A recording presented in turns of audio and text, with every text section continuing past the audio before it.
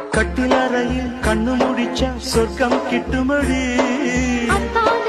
அந்த விஷயம் எல்லாம் அத்துப்படி. கட்டிப்பூடி தொட்டுப்படி மூன்றாம் பாலில் முன்னோர் சொன்னபடி.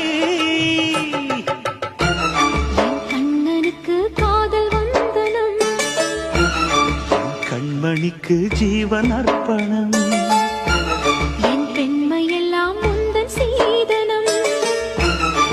சீதனங்கள் என்ன நூதனம். முடியவில்லை காதல் கண்ணா மோகனர்த்தனம். விடிய விடிய கேட்குதையா உனது கீர்த்தனம். சொர்க்கம் தாண்டி செல்லும் அம்மா எனது சொப்பனம். போக போக காண வேண்டும் புதிய தரிசனம்.